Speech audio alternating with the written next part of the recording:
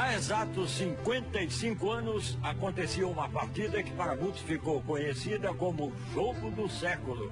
No dia 30 de março de 1958, o Botafogo, recheado de craques da seleção brasileira, enfrentava o desconhecido Carlos Renault, de Santa Catarina, e o resultado entrou para a história. Somos fortes jogadores do Brusquense Clube amado, seremos o combate sempre azul e encarnado.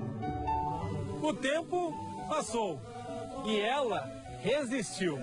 Está aqui hoje para nos ajudar a contar essa história. 55 anos é a idade dessa bola, a bola do jogo do século. Sensacional! O maior espetáculo desportivo de todos os tempos. Até hoje, para quem não sabe, isso é considerado o jogo do século, o maior clássico historicamente de Santa Catarina.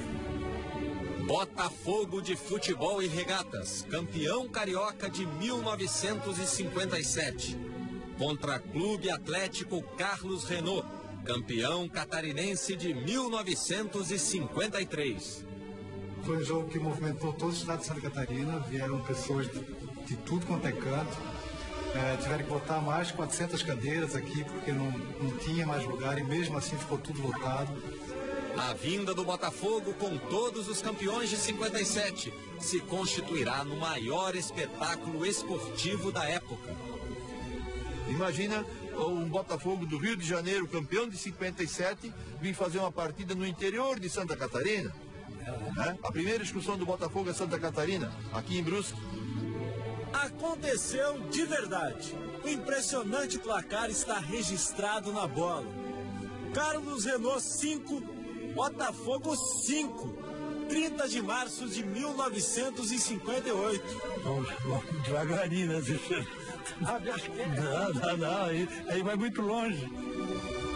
As duas figuraças aí estavam em campo naquele dia. Teixeirinha e Julinho, quase 90 anos de idade, amigos de longa data, de ataque do mesmo time. Já usavam bigode na época, Julinho, Teixeirinha. O reencontro com a bola que eles não tocavam havia mais de meio século. O empresário guardou a bola. Aí ele namorava com a filha do empresário, ele ficou dono das empresas e herdou a bola. Herdei a filha e a bola. Eu não sabia da história da bola. No Natal, a minha sogra disse, eu tenho um presente. Você gosta de futebol? Meus filhos não gostam. Eu tenho um presente para ti. Aí veio com a bola, me deu o presente da bola e contou a história. A história se passou no estádio Augusto Bauer, a casa do Carlos Renault. Time bicampeão catarinense, 1950 e 1953, o Carlos Renault apostava em 3 craques da época. O centroavante Julinho, o ponta-direita Teixeirinha, para muitos, o melhor jogador de todos os tempos do futebol catarinense, e o meia Petruski. O Botafogo tinha um timaço. Era um plantel fabuloso, né? E um jogo bonito, né? Um jogo bonito. Entre tantos craques, Nilton Santos, Didi, Garrincha, Quarentinha e o goleiro Adalberto, que não se lembra desse jogo, muito menos de ter tomado 5 gols. Meu filho, eu sei que do que eu ganhei, o que eu perdi, já perdi. Eu quero saber o que eu ganhei. Aliás, o amigo Ronald também não se lembra. Ronald era zagueiro, tinha 20 anos e ficou no banco nesse jogo. Carlos Renault é desconhecido, mas eu não faço relação entre o nome e o jogo. Para o Botafogo seria só mais um amistoso entre tantos que o time fazia pelo Brasil. Mas a gente não pode esquecer de um jogo desse. Nem do placar. Acredite, só no primeiro tempo, 4-1 para o Carlos Renault. Goleada em cima do time que era a base da seleção brasileira da época. O Julinho deixou dele, só não se recorda como. Na realidade, eu não vou lembrar dele. Quando sobrava na área, a gente fazia. Quando dava mais chance. O Teixeirinha também, de cabeça. Cabeça super protegida por um gorro. Ou ia enfiar a testa nessa bola. é que as bolas eram de nós.